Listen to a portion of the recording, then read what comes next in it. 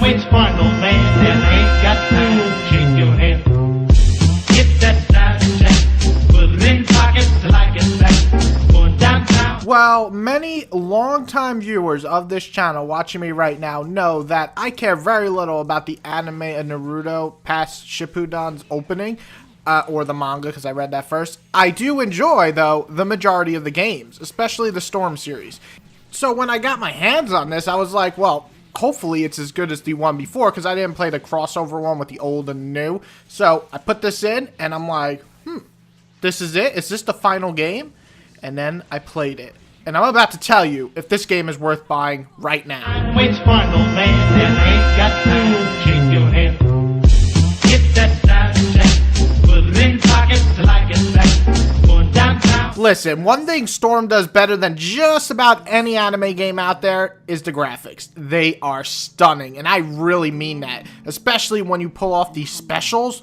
Oh my god, if you are not impressed by that, go the fuck home. I mean, the cutscenes are pretty good, but the boss battles, woo, they make my jaw drop. Literally, there's moments in this game where I'm like, what the fuck? It is so amazing, and I'm sorry for cursing, but there's just moments in this game where I loved Storm 2's fights, but this one just topples it every boss battle. Also, there's just a ton of freaking characters. I mean, I stopped watching the show years back, but I'm just like, who is that? Who is that? But then I see a lot of familiar faces too, and that's who I'm going to play as. Chances are, though, your favorite ninja, whether you watched a little bit of Naruto or all of it, is in here. Well, I don't know if you like the absurdly non-important characters, but all the main important characters are right here, and that's pretty awesome. So this roster is like on some Tenkai Budokai 3 shit going on. Also, the flow of the game is just really, really just beautiful. It is. It's one of the things I love. The jumping, the swooping down, the signatures, the specials. It flows so well. It looks and feels like the anime. Ever since the first one, which was good, it has gotten better. There's more combos, there's reverse, there's counters, there's more moves, there's better hit detection. Once again, Storm doesn't fail there. Actually, more characters feel different in this game than the previous titles, even though it's a larger cast. So I really do love the flow of the overall gameplay.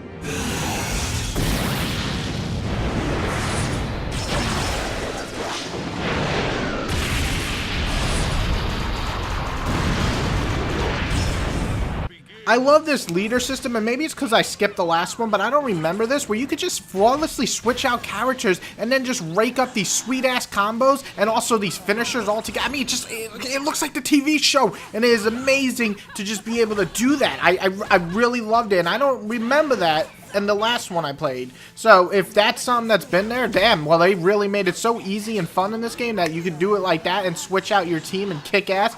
It's sweet. I won't let you escape.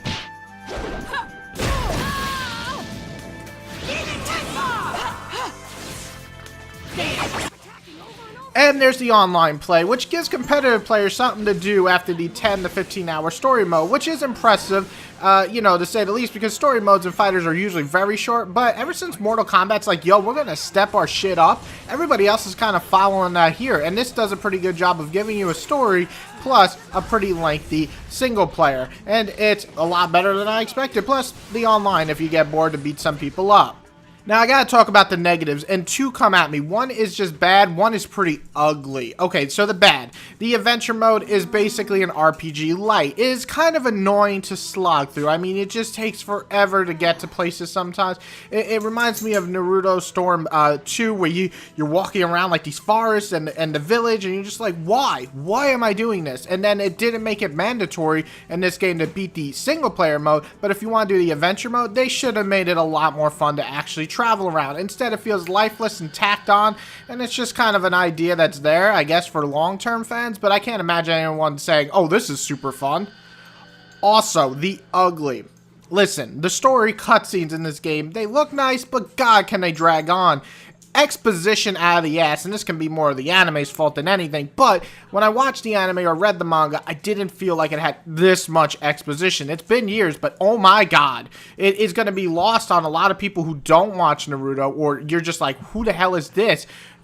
you just want to skip it, really, to be honest. It just doesn't have the quality of the show, sadly, and that's just a big no-no for me. I find it's just like a drag to actually sit there, and I just want to get past it so I can get into the fights, and especially the boss battles, because they look so amazing. And instead, you're giving me cutscenes that are just literally putting me to sleep. Waits for no man that ain't got time to shake your head.